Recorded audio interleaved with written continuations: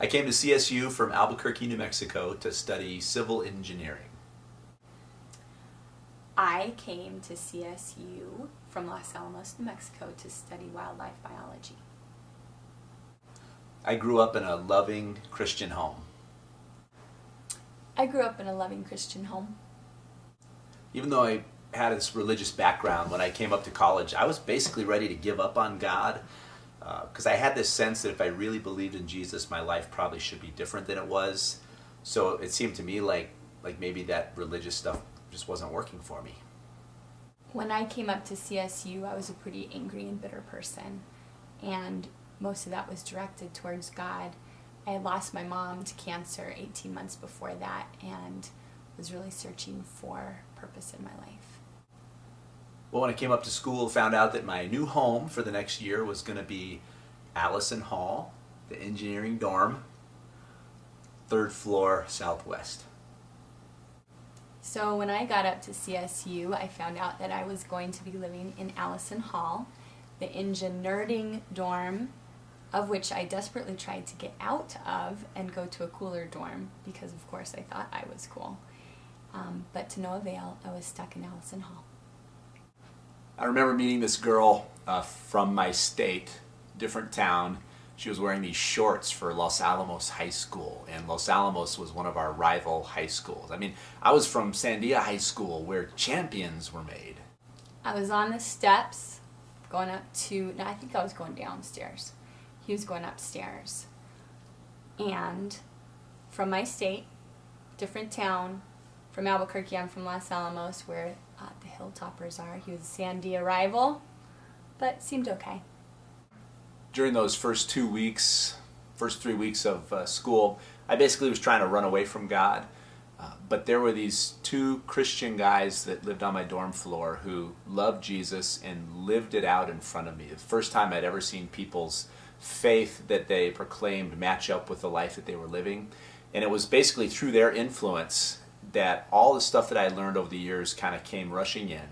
And for the first time in my life, the gospel made sense, and I became a follower of Jesus Christ.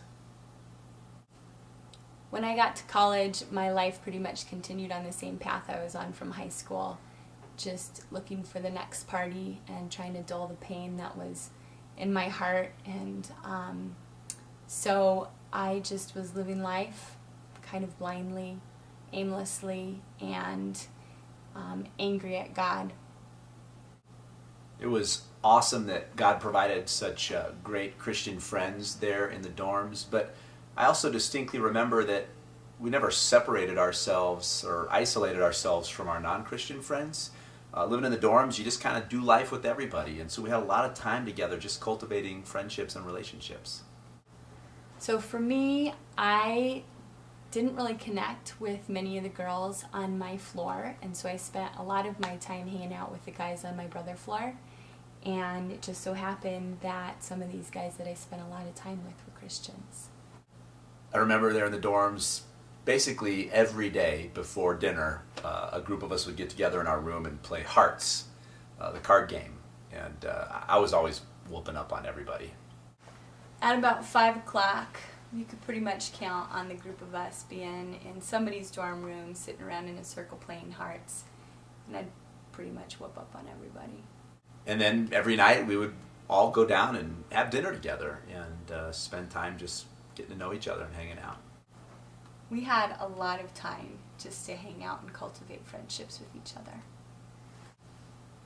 So one day my more zealous Christian friend came up to me and said, "Dude, we should do a Bible study called Who is Jesus and invite our closest non-Christian friends." And I thought to myself, well, I thought out loud, are you crazy?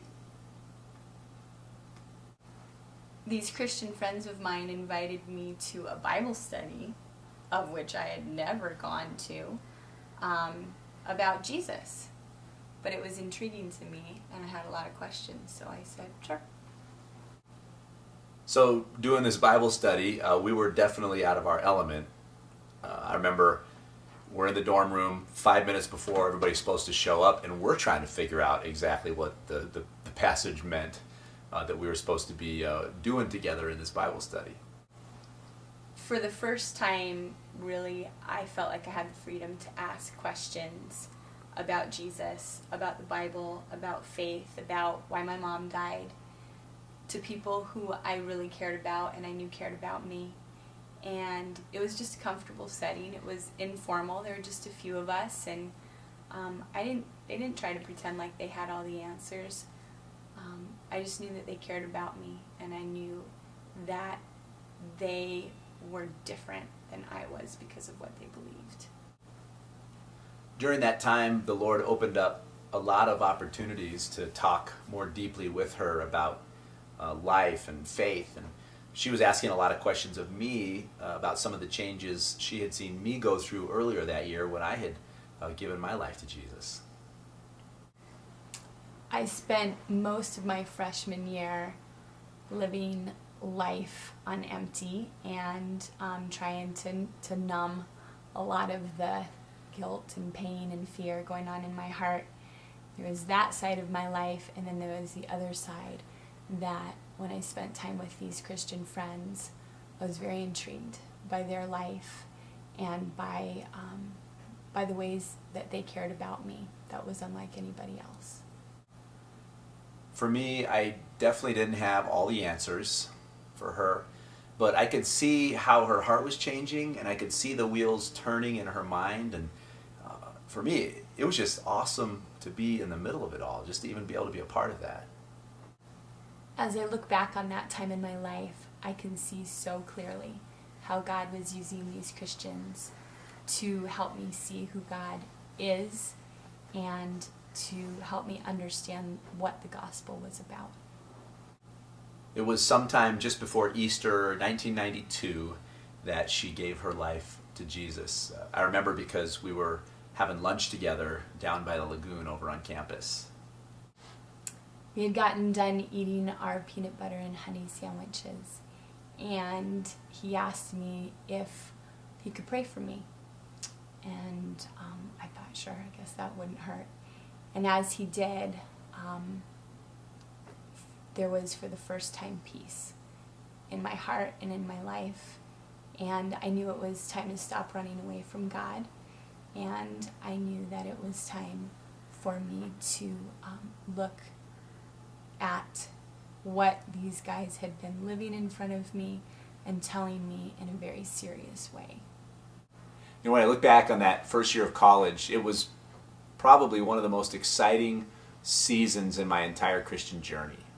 Because what could be more joyful and more fulfilling than seeing God use you to be a part of Him drawing somebody to saving faith that you love and care for very much. It was so exciting. I am so thankful that God never allowed me to move out of the engineering dorm and go to some party hall, because it was through the lives of these Christian guys that I really saw and heard and believed in Jesus, and I became a different person because of the relationships that I had with them.